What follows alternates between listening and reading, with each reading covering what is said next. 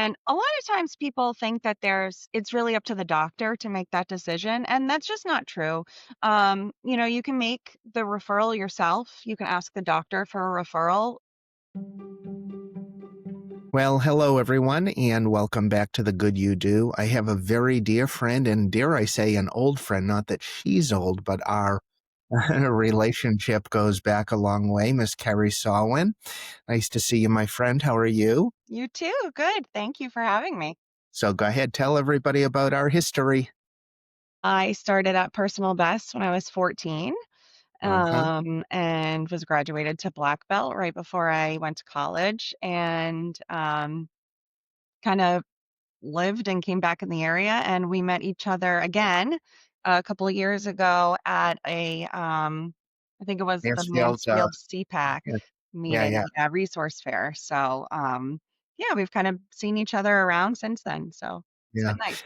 Well, it's always fun for me having the job that I do to be able to connect with people that are in my past. I often refer to personal best as like family, and to me, that's what it is because this is all I do in my life is teach martial arts, and to be able to see somebody like yourself that was part of the program doing such extraordinary things, it's just a great level of pride that I have to see how people grow and progress in their life. So I'm super excited to have a chat with you. And now, it was student teacher back then, but now I really come to you more. I'm the student and you're the teacher because you've developed an expertise that I'm familiar with, but you far exceed my level of intellect in this particular area. So I'm super excited about it. So got some questions for you, Sure. and I'll kind of go back and forth. So what sparked you to start CASA Speech and Language Services, and what need did you see in Southeastern Mass that you wanted to meet? So yes, I own and operate KASA Speech and Language Services, and I see people, mostly children, 18 months to 18 years in their homes or daycare, in their natural environment. And I've been a speech pathologist for the past 13 years, always kind of kicked around the idea of opening a practice, even in grad school. And I kind of decided that this was the time. So both of my kids were in speech therapy at a very young age. I have two children, ages 5 and 7. And what I did during the time when they were toddlers really kind of spawned my idea for CASA because I had a lot of knowledge at home. I am not their speech therapist. They went to speech therapy, but I did implement a lot of work at home. And my daughter actually caught up with her speech, and my son is on the autism spectrum. And so that was another reason was I wanted to really support the entire family at home and in the community. I didn't feel as though I was getting a lot of that family interaction when I was working in the school district.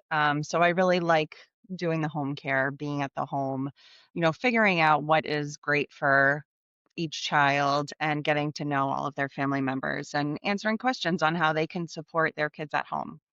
Right. It strikes me in this particular subject, you really need a team at home to embrace the work that you're doing, maybe more so than other things. Baseball, okay, if a parent passes, throws the ball, in the backyard with you, that's great. But when you're talking about speech and language, that's a whole nother area that it just seems to me requires as much of a training for the family unit as it does for the child. Am I right on that, or am Oh, I? absolutely. Yes, Okay. 100%. Yeah. I mean, what we can do in one session for 30 or 45 minutes a week, even three sessions, we're talking an hour and a half, 2 hours at best out of the week that they're getting that really hands on. And so I like to do a lot of consultation. I like to talk with the families, have them watch me and kind of understand all of the nuances that go along with their specific child's communication and what works and what doesn't. And I've gotten to know a lot of really great people in the community as well through doing that. Yeah, I'm sure, and it's such a valuable it's such a valuable resource as parents. The cliche is it doesn't come with kids don't come with an instruction manual. And, to be able to provide such a personalized service on something that, most amazing parents just wouldn't have the skill set to be able to provide the assistance to their child. It just strikes me as something so wonderful. Um, if parents are unsure whether to wait and see, what early red flags or green flags do you suggest they look for in speech and language development? Wait and see. Wait and see is a very outdated approach. Very, very outdated approach. And unfortunately, a lot of pediatricians, especially maybe older ones, um, will advise families to do just that. Oh, they're fine. They'll catch up. They'll just be a late talker. And that's not necessarily true. And we have no way of knowing of kids who have language delay, which ones will catch up and which ones won't. So, for that reason, the research suggests that early intervention is key in determining better outcomes. The sooner you think that there's something there could be something up. Maybe a child is not speaking as much. Maybe they're not responding to their name. Um, Maybe they are hitting all of their milestones. And then when they get to age 2, they're not really talking as much as your friends' kids are talking. Maybe your third grader is having a much harder time keeping up with the content in their classroom than their peers, and teachers might have concerns. But when we're talking about red flags versus green flags, most people are talking about when their children are starting to talk. And so there are specific milestones that we look for, but really the best thing to do is to do a full intake with a speech pathologist. And a lot of times people think that it's really up to the doctor to make that decision, and that's just not true. You can make the referral yourself. You can ask the doctor for a referral. It really kind of also depends on your insurance, but the speech pathologist is qualified to make that diagnosis about whether or not there's a speech disorder. So really having an evaluation, even if they are meeting all of their milestones, just for peace of mind is I always encourage parents, like, that's really the best way to go because you could catch something early and remediate it. Kids don't get early intervention, a lot of times in my experience, and the research supports this, really, um, it can affect them in school a lot later on. So if a kid's not talking, they don't have as much narrative language when they're in second and third grade, they can't write exposés, or they have a much harder time reading because they don't have that phonological awareness piece, which showed up when they were 3 and they couldn't say R, S, K, G, any of those sounds. So Mm-hmm. I always Interesting. suggest get an evaluation. Sure. My degree is in exercise physiology, and um, there used to be a love-hate relationship I would have with pediatricians and I know some great ones, and I think I had a great one as well. But sometimes the parent would bring their child to a pediatrician and say, they have a knee, something wrong with their knee or something like that. And they'll, well, you're pushing them too hard. Just have them take the next 3 months off. And I'm like, because, pediatricians have a specialty, exercise physiologists, physical therapists, we have our specialty. And when somebody is just, throwing out blanket statements like that, like, oh, don't worry about their speech, they'll be fine.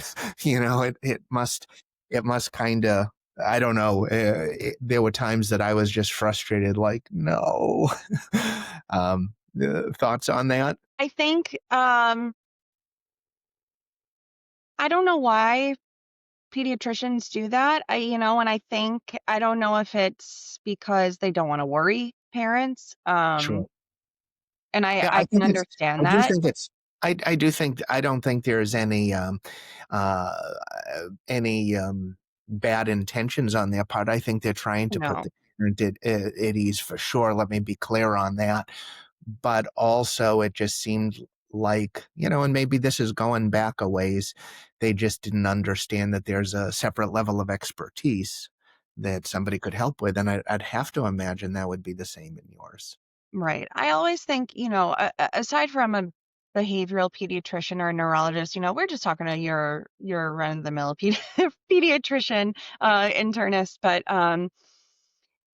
I think that when parents raise concerns that maybe their kid isn't talking a lot, because there are a lot of late talkers who do catch up, they don't want to worry them. And I don't want to say that,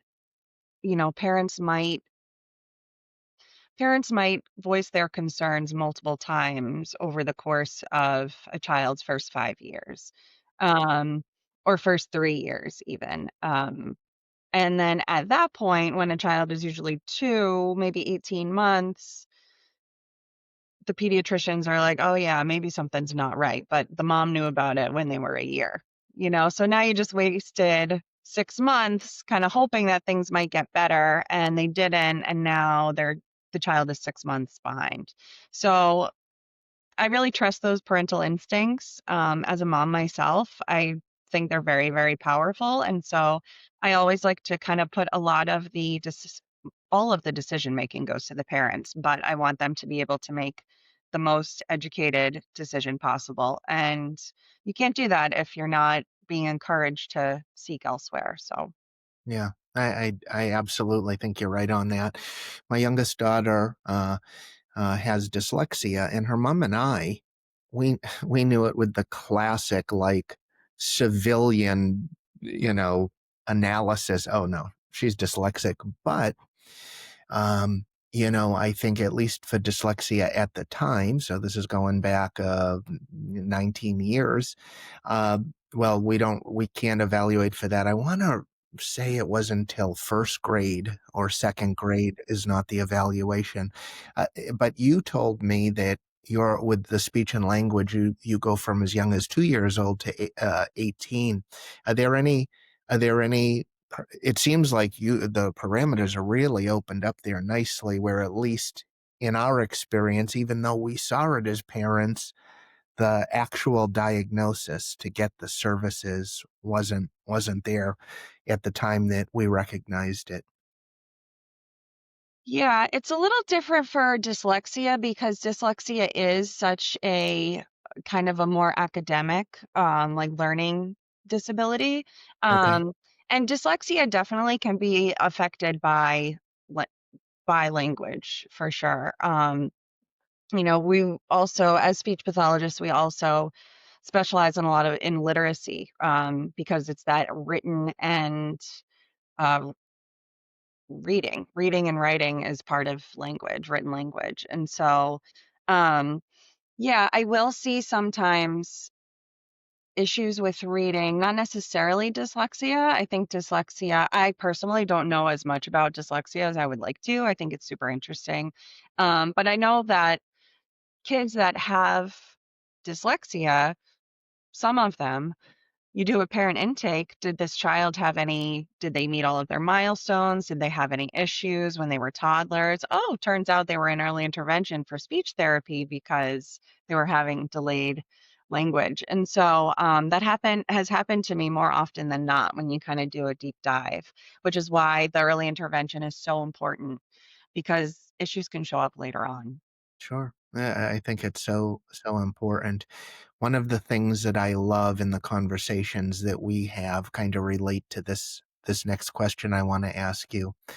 How do you approach tailoring therapy across settings in home, daycare, schools, and teletherapy, and what's uniquely effective about each?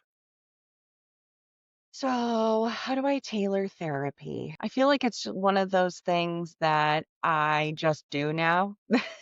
And I can't really explain how I do it, but I just do it. But I always prefer in-home therapy. In my career, with I've worked in early intervention, and I've worked in an acute care hospital. I've worked in the nursing home. I worked there for 3 years full time. And then so I've worked with kids all over the spectrum, people all over the life spectrum. Um, my preference is in-home therapy because of all the reasons that I mentioned earlier. It's the consultation with the families, getting to see kids in their natural environment. Most of them feel very safe in that environment, and you can really see what are the daily struggles, what are they struggling with when this 18-month-old cannot communicate that he's hungry. What are the parents dealing with? And, parents, they get really good at being able to read cues from their kids. Oh, this means this means this means this.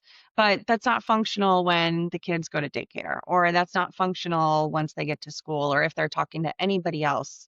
Um, or if the grandparents are watching them, oh, what does this mean? What does this mean? And so it increases frustration for everybody involved.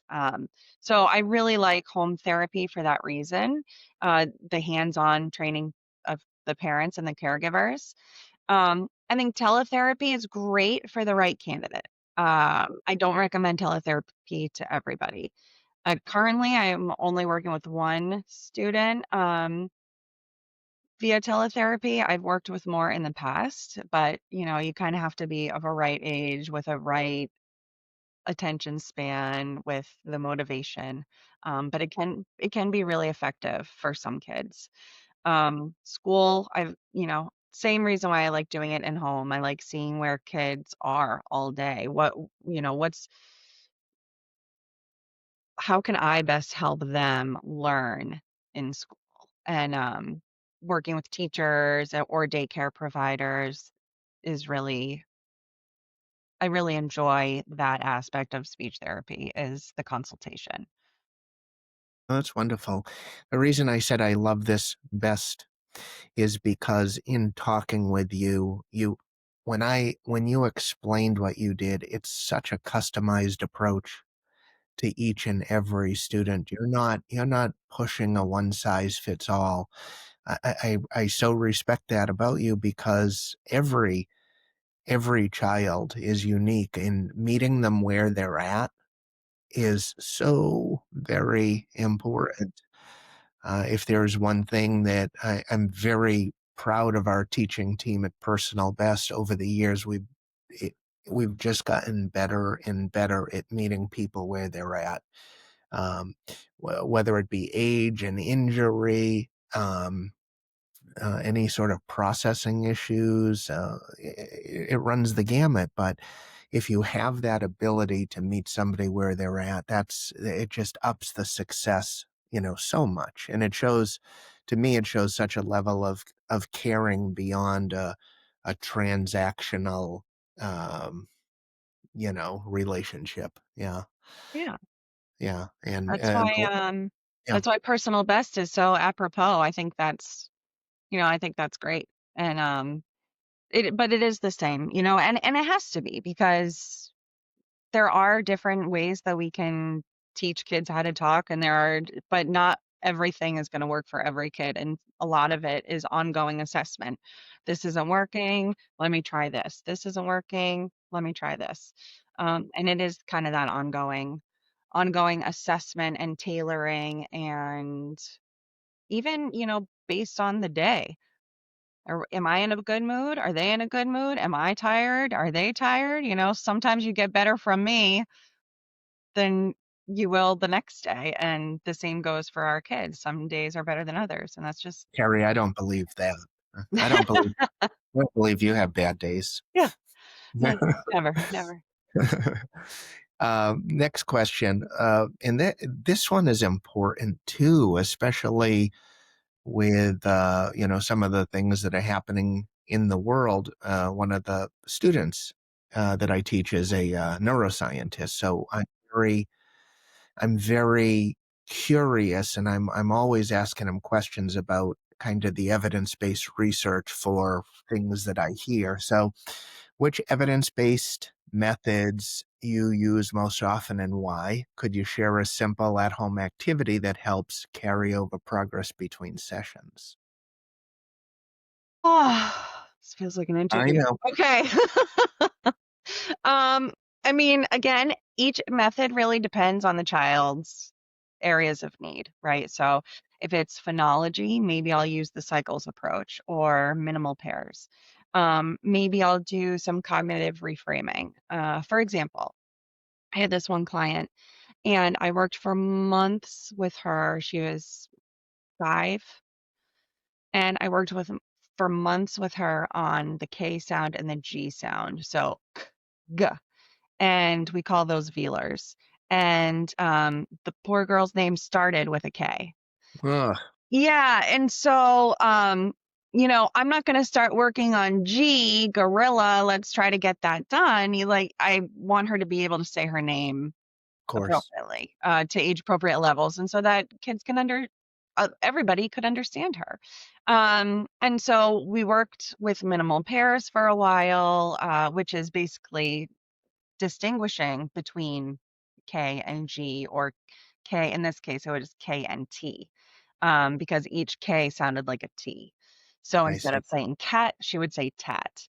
Um, and so we were trying to get that done.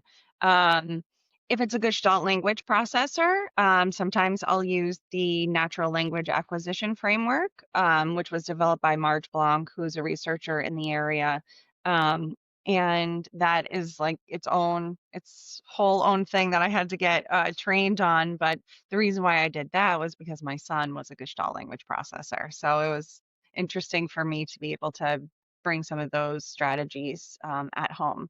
But like I said, each approach is really dependent on the child, and it takes some trial and error, and maybe what one thing works for one person might not work for the other, and that's okay. We just try to kind of throw some spaghetti at the wall and see what sticks, but with intention.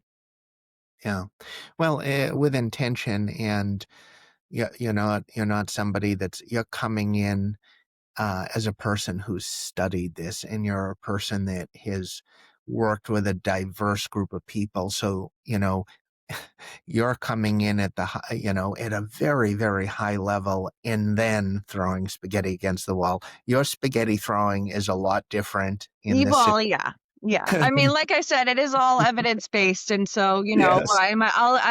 I'll start with an approach that is probably maybe a go-to approach like minimal pairs. But if that's not working, maybe we'll work on some cognitive reframing. Maybe they're just not understanding what I'm trying to get them to do. Maybe I'll have to go in there with some tactile, like a lollipop. We could do that. So it really depends on the child, what their issues are, what they're responding well to. Not every kid's going to need that. So, yes, I say throwing spaghetti at the wall, but like I said, it's with intention and it's evidence based. Yeah, yeah, I would say so. May I ask out of curiosity, how long has how long has speech therapy been widely accepted? Or do you feel it's widely accepted? It has definitely grown since I was in school. So I graduated from Northeastern University in 2012 with my master's. And since then, it's really exploded. And especially with autism rates on the rise and a lot of other, like the dyslexia, a lot of learning disabilities have arisen. COVID, for all of these reasons, as the need has grown, so has the field. Um, Widely used, I mean, I knew about speech therapy my whole life because my brother had a speech disorder, and so that's kind of how I got into it, and he's 35 now, so, at least 35 years. Yeah, yeah. I've often said I'm so grateful to be living in 2025 because, somebody with dyslexia. Right, If this was 1960, it would. I might be wrong on this, but it would be, what's the matter with you, kid? Why can't you get this? As opposed to, there's somebody like yourself that's expert in this field that's spent thousands of hours studying this and diagnosing and helping people, bridge that gap. And I think, maybe as an adult, we forget how important that is because it's like the air we breathe. Let's face it, we all take it for granted because it's just there all the time. We all right, take for granted that we can speak until you lose your voice. But, simple things like not being able to pronounce your own name, especially, going into that school age, that's a big deal, you Yeah. know? It's game changing, and it's just so important. So yeah, I just love what you do. It's so cool. Thank you. Um, what are the common misconceptions about speech therapy you wish more families were educated about and understood? So probably two things primarily. Hmm. Number one is we don't just treat lisps and R's, although we do that. Okay, But that's just not it. And it's just not, I could talk fine. It's like, well, actually, there's a lot more to it than that. right. Um, Do you do and anything with the Boston accent? Because maybe I need to book a session. yeah, so it's interesting because I do work with some kids who have influence of a Boston accent, but you have to understand it. I'm glad that I grew up around here because I understand the dialect. And Yes. um and so you have to understand the dialect in order to understand what's okay and what's not okay, or what's typical and what's not typical as far as the population goes. And that's something that all speech therapists everywhere are always kind of dealing with. Um, and in my 13-year career in graduate school clinical placements, as I mentioned earlier, I've worked kind of across the lifespan. Um, And because of that, we're not just all working on lisps and Rs. And when I was working in the nursing home, I was doing swallowing therapy. I was working with people who had had strokes. I was working with seniors who had dementia, and helping or were losing, their memory and trying to give them strategies to give them a better quality of life, participate in their activities of daily living cognitively. Um, I did that. I've worked in the schools, and when you're working in the school, you're can this child understand what's being told to them? Can they follow directions? Do they have the executive function skills in order to get through their school day effectively? And so we don't just treat R's and lisps. So that's the first misconception. And then the second misconception that I also hear is that, speech therapists would just play. We just play. We do play. We play a lot and we learn through play. Especially in those younger ages and in those grades in school, kindergarten, first grade, second grade. And we provide play though through very intentional play with a lot of language modeling, a lot of caregiver education, and giving them some of those pre-linguistic skills that they're going to need in order to foster their language later on. For example, cause and effect. If I do this, if I touch this button, it will say a word, and that word is something that I want right now. Even though I can't say the word right now, I can touch this button, and the button will say the word for me, and then I get what I want. That's a very long cognitive process that, again, we just take for granted. And we don't just play, we do play, but it's play with intention, which is a really important distinction. Absolutely. We work on evasion skills in martial arts, and, we'll use things like a foam pad. We're not throwing Right, a rock at the child. right, You don't need to be able to get the outcome, but it's very interesting, animals in the wild. They learn through play as children. Lions and bears, and they're playing, but they learn their skills. And I wasn't quite thinking that could be misperceived or looked at as, well, what am I investing time doing this for? It's like, no, no, no, no, no. right. This is exactly, again, it's meeting somebody where they're at, right? Yeah. I was up, regarding the Boston accent, I was up in Canada, and I was doing a seminar, and I said to everybody, all right, everybody, let's find a partner. Right? And I swear to you, a little 7-year-old boy, not, of course, trying to be sarcastic at all, he raises his hand and he says, "Sir, what's a partner?" That's so Because funny. he didn't know what I and I was confused at first, and then of course my friends laughed because they got it immediately, and Right. so anyways. All right, here we go. And we talked about this a little bit earlier, but maybe it's an opportunity to expand. Collaboration can be a superpower. How do you like to partner with teachers, pediatricians, coaches, after school programs to support a child? This is my favorite part of therapy. And Mm, this is my favorite part of owning my own business. mm, It it really is the collaboration. I love the therapy, I love the kids, but I really enjoy teaching the parents and giving them, and I think that's changed since I became a parent. I became a parent of a child with a disability, and so my view on speech therapy and the parents' role in these kids' lives really changed after I had my kids.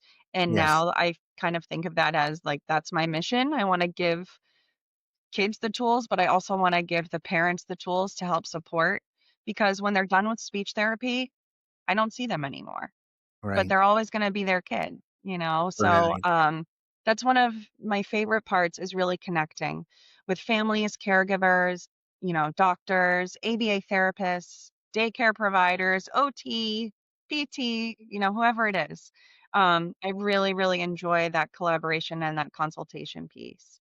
Um, so, for example, CASA offers professional development opportunities for early childhood educators. I do some workshops. We also have a workshop coming up. I don't have the date set yet, but we're going to be having one of my employees, Madeline. She is an AAC specialist. And if you don't know what that is, it's augmentative and alternative communication. And she specializes in that for non speaking individuals. And she's going to be doing a parent workshop in the coming months. So keep an eye out for that. But if I see kids at daycare or school, I'll often text the parents to let them know how it goes. If I don't see the parents right then and there, I really like to communicate with parents and make sure that they understand what's been going on, how the session went, and what they can do at home until the next time I meet with them. Um, and yeah, I like to have a lot of those professional development opportunities and just really getting into the community to help. yeah. It's such an important resource. It really is. And I'll also say I think it says a lot about you that you take such a personal interest to reach out to the coaches and all of the people. Again, corny saying, takes a village to raise a child, but connecting with like-minded people like yourself that really care about the whole development of the Right. child. And we're all doing our best to set this child up for success so that they can then go on and do whatever they want. And it's such a an important part to have the collaboration with the team. Yeah, Yeah, really cool. absolutely. Absolutely. Um, could you share a favorite success story that illustrates your philosophy and how progress unfolds over time? Time is something that we haven't talked about, and I have to imagine time varies, of course, based on what the particular situation is that you're working with. Right. So I would say every kid that graduates from speech therapy is a success story. And even the ones that don't graduate are always making progress. One of the reasons why I love working with kids is because they do make progress much more quickly than adults. And so as a therapist, it's really rewarding to get that real-time progress. But also hearing from caregivers, or parents will text me a video of their kid reading at school aloud in a class, and they're hitting every single sound that we've worked on, and stuff like that. When I see it and I hear it from the parents, because I do have such a close relationship with the parents, um it is so nice seeing that progress. In particular, last year I had two 8-year olds. One was actually on teletherapy, so this was a really good success story. um they could not say R. Neither one of them could say R, and it was starting to affect their self-esteem because now they were in 3rd and 4th grade, and they sound like a baby, according to them. Um, and they were looking for speech therapy. So within 6 months to a year, both of them graduated and had flawless articulation. And so I know, like I said, we don't just treat lisps and Rs, but when we do, when we have a good success, that's great. I've also had toddlers go from 0 words to full sentences. Not overnight, but maybe within a year or so, 2, 3-word sentences, 3, 4-word sentences. And like I said, every day with progress is a success story. And it's just really why I love working with kids. Yeah. And when you see progress, sincere, honest progress being made by somebody, the feeling, the exhilaration of that for me, it just never gets old. I've been a teacher of martial arts, a personal best for 34 years now. And last night we had a testing, and there were times that I felt myself kind of getting emotional. Oh, Be- yeah. oh my goodness, because you're just so invested in the progress. And, I'm watching somebody do something, and I know the behind the scenes of what it took for them to get there, where somebody else Yes. might not appreciate it, and it's I'm blown away. Yep. I will give you I'm gonna contradict one thing, and this was just a sad day for me. So one of my students, it was the cutest darn thing in the world. His two brothers were training me, and he hadn't become of age where he could enter class yet, and he was trying to get my attention one time, and he said, "Master Apples." And I love that. it was the cutest thing in the world. I mean, I thought, it was so funny. And, that's lived on over the years. But I'll tell you, Carrie, that one of the saddest days was when he came in and he said, "Master Rappold." I'm like, I know. I know. so I that's, know. that's about the only story that where, geez, that was so darn cute. No, you're I growing up. know. I know. But then, you know what? But then if he's 8, 9, 10, he keeps calling you Master Apples, you're like, all right, maybe there's something going on here. You're 100% right on that one. Um, for bilingual neurodivergent learners, what considerations do you keep front of mind to make therapy culturally responsive and truly individualized? This is admittedly a difficult subject for me. Okay. I struggle with this. Okay. Um, I don't currently work with many bilingual children. However, I worked in Boston for 7 years full time, in an urban education setting with a lot of multilingual families. And I also worked in Randolph Public Schools for a while, again, with a lot of multilingual families. And so I'm not a stranger to this, but this is why I struggle with it because, for first of all, for every kid that speaks a language, there's a kid sitting right next to them who speaks a different language. And I only speak English. And so I will say, if you are concerned about your child's language in either language, try to get a bilingual speech evaluation. We do not offer them at CASA currently because I don't speak any other languages. I would love to. I would love to be able to offer that in the future, but for now, I don't. I For have somebody, worked. Go I'm ahead. sorry to interrupt. For somebody that came to you, though, I have to imagine you have resources, that maybe you could point somebody to. Oh, sure. I mean, I don't have a bilingual speech pathologist off the top of my head. Hmm. And I have been able to do it. The key to understanding language disorders in bilingual children is to understand a few separate things. So the first is that in most circumstances, exposure to both languages is best. So a lot of people will say, I want them to speak English. And so they give them a language model of English, but English is not the caregiver's first language. Really, you're better off in most instances modeling good, correct English in your I'm sorry, good, correct language in your native language. Um, Interesting. and then, secondly, if possible, I like to collaborate with a lot of other speech therapists and native speakers of that language. So if I say, this kid is mixing up this word order, this could be cause for a language disorder. Do they also do that in Spanish? What does that sound like in Spanish? I might Wow. say to the parents. Parents could say, oh, no, they say it fine in Spanish. That to me is a clue that this child is just learning English Got and it. may not have a disorder. If it's the same concerns in both languages, that is more cause for a language disorder versus a difference. And they are very important distinctions. And it's something that, in our field, at least I, again, struggle with this a lot. But it's really because I'm monolingual English speaking person. Mhm.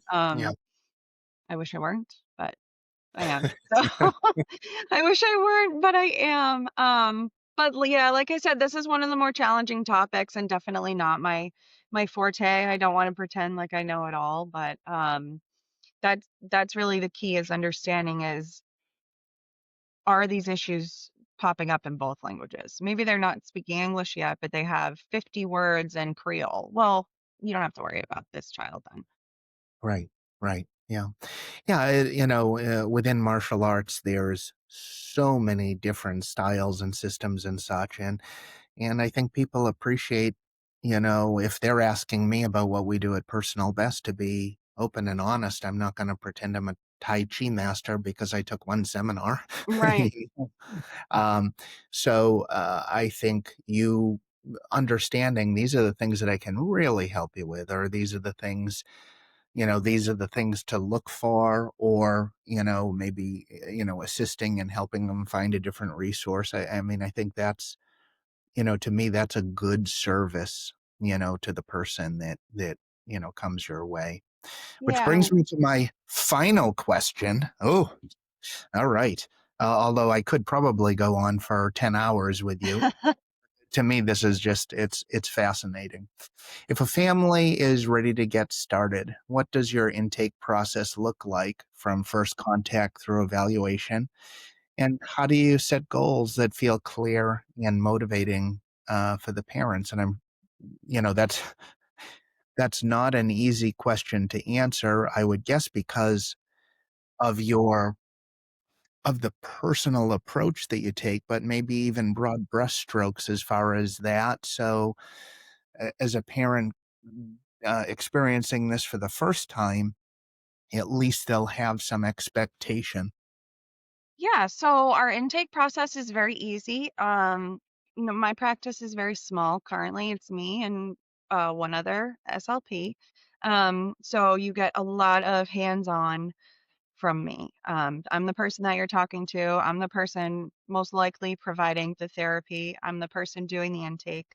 And I've stayed intentionally small for that reason, but to serve the community, I'm looking to grow kind of slowly over the next few years. But all you have to do, call me, email me. We'll send you the paperwork through, I have a client portal, so it's all paperless. Um, and then we'll set up an evaluation and then determine what the appropriate course of action would be for therapy upon that evaluation. So I have had instances where I've done evaluations and the child scores within the normal range, and I say, they don't need it, but Hmm. thank you for contacting me for an evaluation. Um, so there, like we talked about, there isn't really just a one size fits all. But typically, if a kid qualifies for speech and language therapy, I'll work with the parents to, some kids I see in the daycare, parents can't make it, which is what I really like about my business model is that I come to you, and so that it's, speech therapy isn't just another thing that I have to do. I got to get in the car, pack the kids up, bring them to speech, wait around for a little while.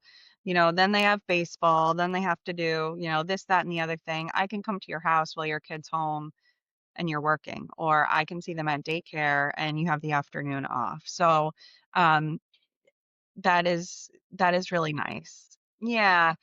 And then start to finish, it can be as soon as 2 weeks, depending on the caseload at the time. If there's an influx, it can take a little bit longer.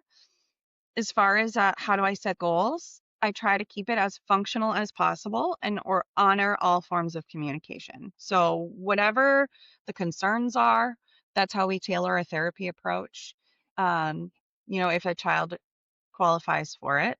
Um, and like I said, I honor all forms of communication. So, for example, one of the first things I might do for a delayed toddler, and I've done this for a lot of my clients, is to create a core board of specific vocabulary. So, this would be vocabulary that the parents would give me, and they might show me a picture of the child's favorite snacks, of what they like to eat for lunch, of a milk bottle, some verbs like want, like, eat, drink, play, put that all on a board and then leave that in the kitchen and train the parents on how to model to the child what to communicate so that they can request. So immediately that might be one thing that they can do in real time until we really get therapy started. And I've had a lot of kids who use it in the beginning and then they start talking and they don't need it anymore. My daughter included, she used one religiously every day. She'd go over to her yogurt, press her yogurt, and say, "Ga ga ga ga ga ga ga ga ga," and that's what it was. She wanted her yogurt. So, and that's when I was like, "Oh, this has been really good. I should really do this." And a lot of people have a lot of success with that. So that's just one example of how I might keep it very functional as possible. Another example is that girl that I told you about whose name started with a K. We Mm-hmm. want to we want to start working on that K if that's what your first name starts with. Mm-hmm. Mm-hmm. Yeah, that's awesome.